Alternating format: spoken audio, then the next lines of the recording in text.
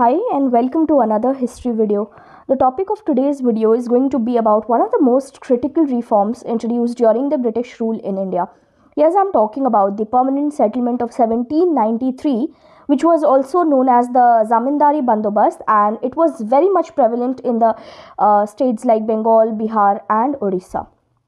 So yeah, in today's video we will cover about the introduction. We will discuss the introduction of this or little background, you can say, to the permanent settlement part. Then we will also see some of the important features or characteristics of the permanent settlement system. And under this only, under one of the features of the permanent settlement, we shall in very brief manner, we will also see the sunset clause, like what provisions did it have, what was it actually. Then we will also see various repercussions for the same, as in what impact did it cause on the various stakeholders. And from this video, we shall also discuss some of the important MCQs asked in the previous year papers, so that you guys will have a brief idea or a fair idea as to what pattern of questions you can expect from a specific topic. All right. One more thing, if you want to get the PDF notes of this video lecture, then I would provide the link to the PDF in the description bar below. You can download it for free from there. Alright, now let us quickly dive into the introduction part, like what all was entailed under permanent settlement system of 1793. Alright, so permanent settlement, also known as Zamindari Bandobast, was introduced by Lord Cornwallis in 1793. So this from these two lines only questions have been asked in the previous year paper. So yeah. Now, the Izaredari system of Warren Hastings had adversely affected the agricultural land and cultivation in the provinces of Bengal, Bihar and Odisha, and this further impacted the revenue of the British officials, as a result of which the Britishers, in order to generate maximum revenue to improve the quality of land, decided to introduce the permanent settlement system under Lord Cornwallis. Now, what do I mean with this big sentence? See, when Warren Hastings introduced the Izaredari system in Bengal, Bihar and Odisha, the agricultural system and land had to suffer a lot. So that we will discuss in another topic, maybe what was Izaredari system. But for the time being, you can know that this system had greatly and adversely impacted the land and the agricultural system on a greater scale. And you can say that agriculture had almost collapsed, and in such a situation, after seeing the declining condition or the worst condition of land, the British decided that it's time that we take some steps and we initiate some steps so as to improve the condition of land, so that whatever maximum revenue is generated from that, they would invest it in improving the conditions of the land. And thus the permanent settlement system was initiated by Cornwallis in 1793. So this was little background, you can say, that how did this whole permanent or Zamindari Bandobast come into picture, and what were the provisions of it basically. Now moving ahead, you should also know that permanent settlement had almost 19% of area covered under it, of the British India, of course. So now you guys must be having a very obvious question in your mind, that firstly, what this whole system was, what provisions did it have, So without delaying, let's quickly see the features of this system. Alright, so the areas concerned with permanent settlement system, the land ownership was vested with the Zamindars. So basically the Britishers decided to let the Zamindars take control over the land, because it's quite obvious that it is far difficult to go and collect revenue one by one from lakhs of farmers, but comparatively easier and viable to collect the revenue from the Zamindars, So that was their basic idea behind this. Also, the Zamindari rights were hereditary and transferable. The third feature is that the amount to be paid by the Zamindars to the Britishers was fixed permanently regardless of the agricultural output. Yes, so as the name itself suggests, that it was the permanent settlement, and so the revenue rates were also permanently fixed. Also, if I give you a rough estimate, then 89%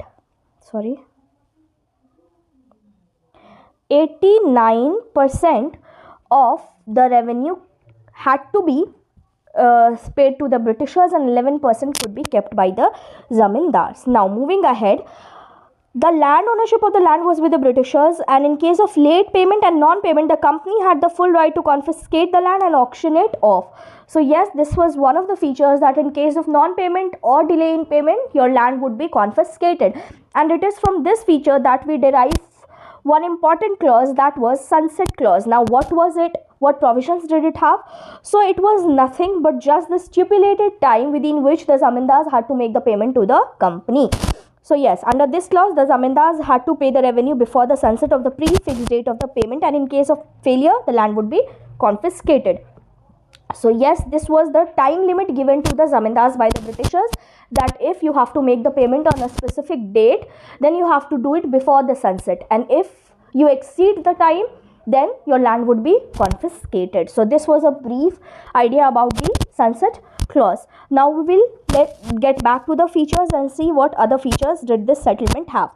So the rate of taxation on the peasant was also fixed by the zamindars, and that too was arbitrary in nature. So yes, the zamindars would operate on their own discretion. They would operate on their own demands and terms and conditions.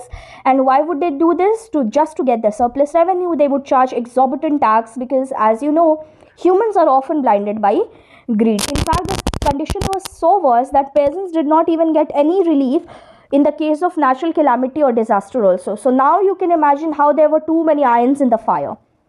So yeah, these were some of the features of this permanent settlement system, or what you call as Zamindari Bandobast. Now we will see what repercussions did it cause, or basically what impact did it have on various stakeholders.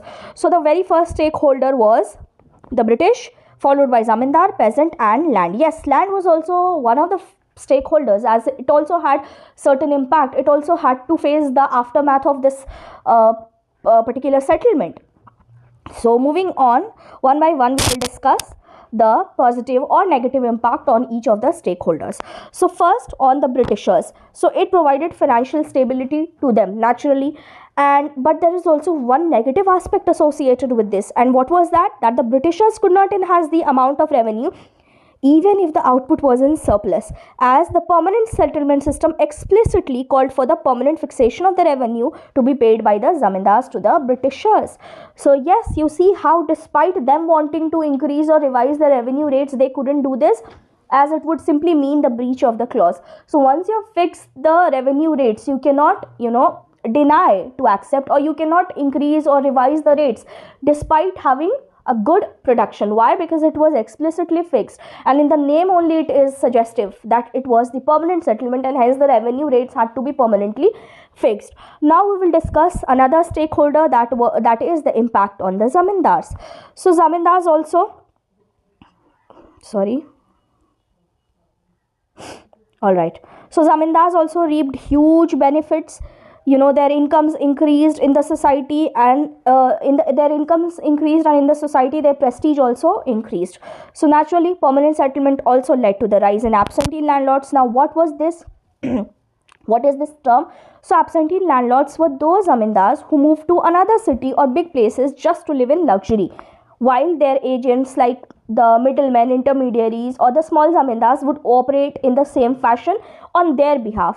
Like the small zamindars or the intermediaries would manage their affairs, would manage their land, and would also collect the revenue on their behalf. So they would ideally be absent, and hence they are known as absentee landlords.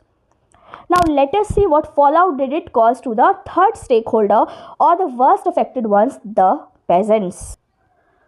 So the peasants were also subjected to extreme torture, harassment, suppression, as they had to pay heavy taxation, leading to drastic fall or decline in their income. In turn, they had to borrow money from the moneylenders, and again at very high interest rates, thereby getting trapped in the vicious cycle of debt.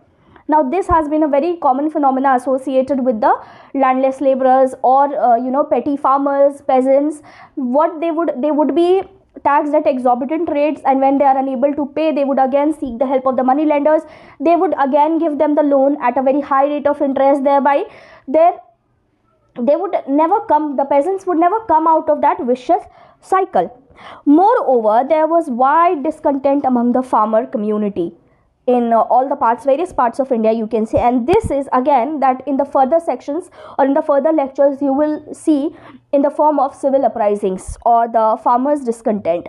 So they also rose in protest in various other parts of the country. Why? Because they were brutally harassed, brutally tortured, just because of this high rate of taxation. So you are again going to see this in the next upcoming videos, which is the civil uprisings.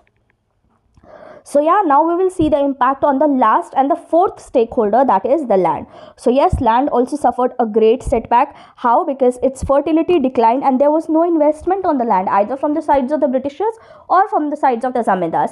Everybody was reaping the benefits from the land, but nobody was willing to invest on it or increase its fertility or quality. So land ultimately was the worst affected, you can say. So yeah, these were some of the impacts, majorly negative, of the permanent settlement or Zamindari Bandobast. You can say a classic example of colonial policy is designed to serve the interest of the Britishers only, often at the cost of or expense of Indian society. So yeah, this was the case. Now, after we have discussed the background, characteristic features, repercussions of permanent settlement system, we will now very quickly see, as promised, the few important multiple choice questions from the same topic, so that you can have a fair idea as to what level or what type or what pattern of questions can be expected in various examinations. So yes, moving ahead. All right, so the first question is, the permanent settlement system was introduced by the easiest of all the questions. It has been asked in UPPSC, UPPCS and Uttarakhand PCS pre also. So the answer would be Lord Cornwallis. The next question that is asked in MPPCS pre, sorry, it should be question number 2 ideally, sorry for the little printing error. So the question is, the permanent settlement was made with, so the permanent settlement was made with workers? No. Traders? No. Peasants? No. Landlords? Yes. So moneylenders, zamindars or landlords were the ones with whom the permanent settlement was made with. So peasants were one of the stakeholders. People often get confused between peasants and landlords, but no, the provisions, if you go by the provisions and the clauses of this permanent settlement, so the name itself suggests that it was Zamindari Bandobast. So naturally it was made with the zamindars or the landlords, you can say. Moving on with the next question, is the permanent settlement was introduced in the year? Extremely easy. I've been repeating this since the start of the video. It should be 1793, and this was asked in UPPCS mains. Next question was asked in IAS pre 2001. So under permanent settlement system, the zamindars were required to issue pattas to the farmer, which were not often issued by many zamindars. The reason was, so naturally when you are asked to do something and you deny to do it, or you work on your own discretion only because you do not have any official check on you. So same was the case with zamindars. There was no official check on the zamindars, so they would work or operate on their own discretion.